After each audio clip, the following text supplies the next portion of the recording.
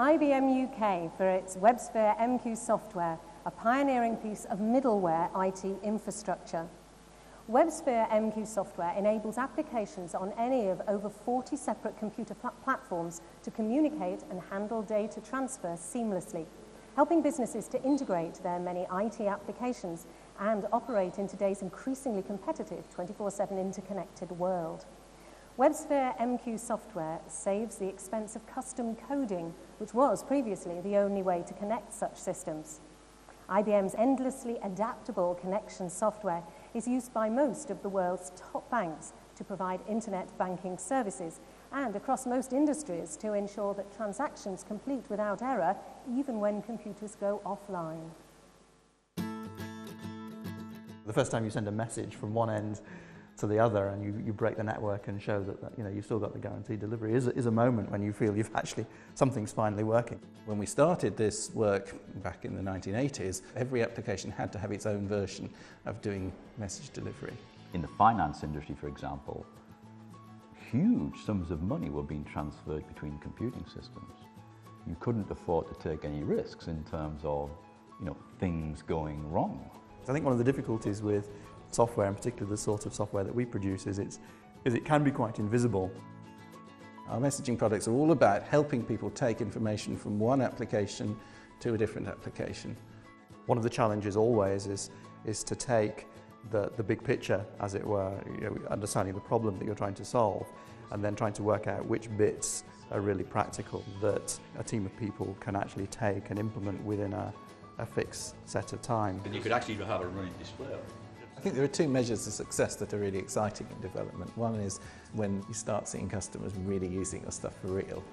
There was a lot of fairly dynamic interaction and whiteboards and meetings, really just throwing the ideas around. You get the great ideas, but you've got to get the company to buy into the ideas and invest in them and develop them. And in large companies, that's often not very easy. What you want is a continuous flow of ideas, but it has to be based in reality. It has to be based upon what the market wants at the right time. The other exciting bit is you've got your product out there, it's being used for a while, and then something new happens, a new piece of technology comes along or a new way of thinking about things comes along, and it snaps into what you've already got. It actually created a whole industry in its own right. Even 14 years on, we're still uncovering new applications for the technology. Along comes a big step change in the world, like people starting to do internet-based commerce. Okay, right, a lot of those things that we've already been working on can now be applied. Okay, you don't have to rewrite all the stuff we've done, customers don't have to rewrite all their applications. We give a way of internet enabling the work that they've already done. We built incrementally upon the ideas. We tested them with customers and we knew that they're actually going out to solve a real problem, so it wasn't entirely blue sky. It's actually achieved things that were far beyond the original vision for what this thing was going to do. It's got way beyond that, and I think it says a lot about the basic idea and also about the creativity of the team.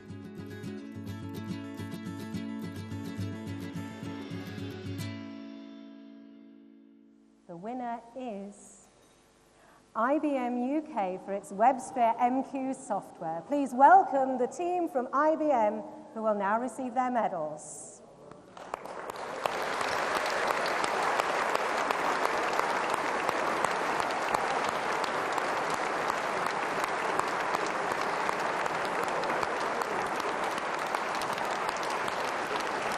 Let me remind you of the team's names. Grace Spickle to receive the gold medal for the company.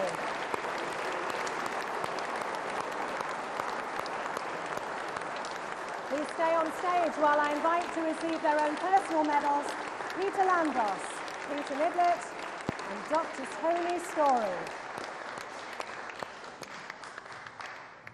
Peter Lambros, Peter Niblett and Dr. Tony Story. Do come and join us on the stage to receive your individual medals.